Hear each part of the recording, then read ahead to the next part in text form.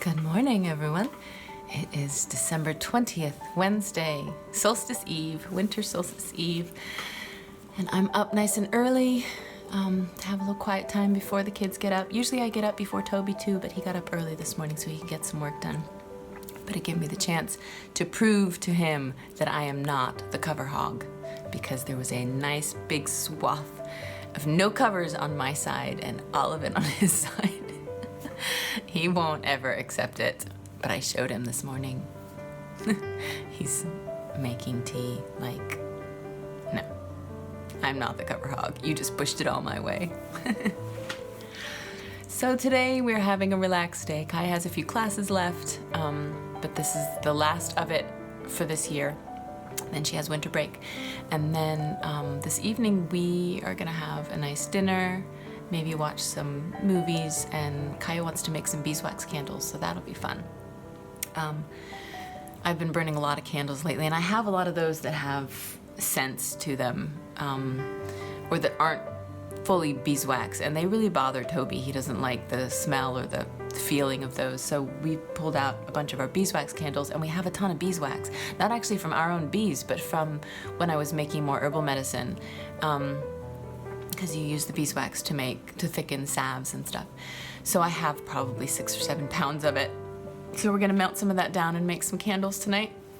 Maybe add our own essential oils so that they have a nice smell, but it doesn't bother Toby. And then tomorrow morning is winter solstice. And that's when we have our little celebration and open our gifts and usually have another nice dinner. We have a dinner Solstice Eve and Solstice Day because we kind of celebrate during the whole time. It's the shortest day of the year, but we don't know which night is the longest night of the year, whether it falls before or after.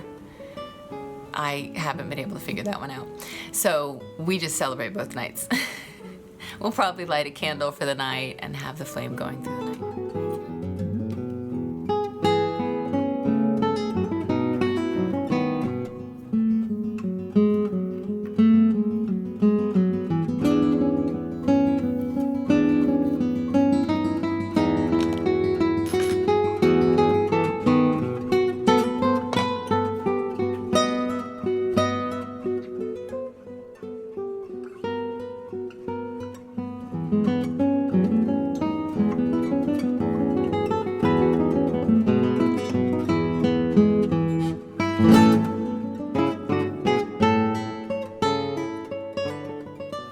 I just finished boiling some eggs from Our Ladies.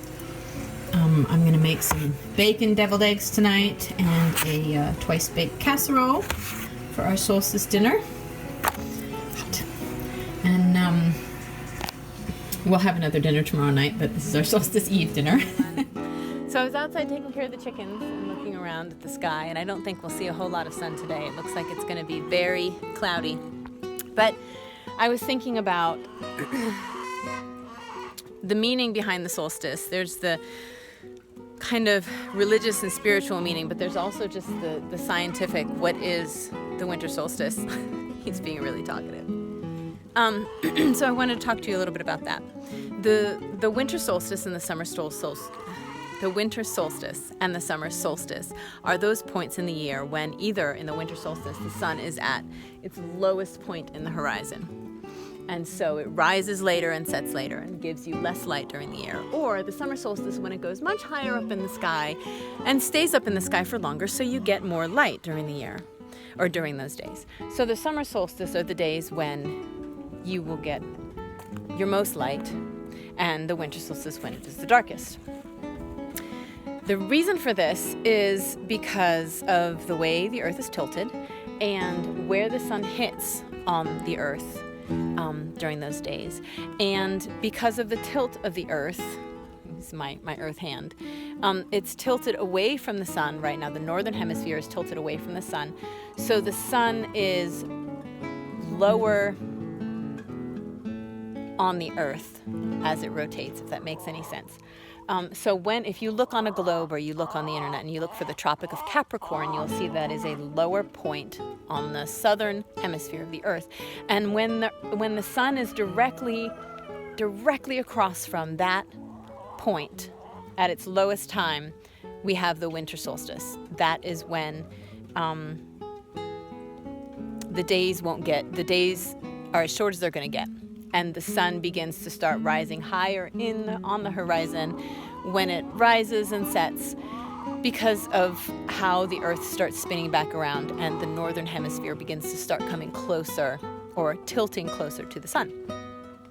So I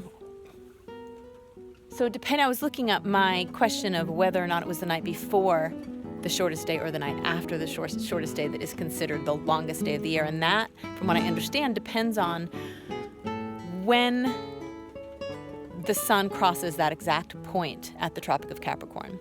If it is before noon, then it's usually the night before that is your longest night. And if it's after noon, then it's the night after. And so tomorrow at 11:28 my time is when the sun is going to hit that point, that lowest point on the Tropic of Capricorn. So it would mean that tonight should be my longest night of the year, but just by a tiny bit. So we will light some candles and welcome back the light, because after tonight, our days will start getting a little bit lighter. I don't know why I'm out here talking. Oh, I was feeding the chickens. That's why I'm out here talking to you about it with the chickens.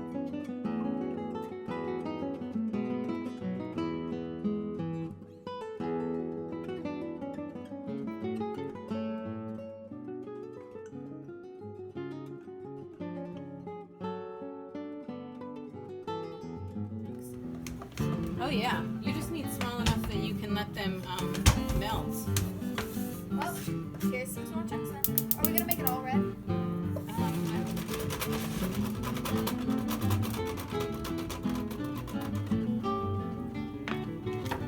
at all those shavings.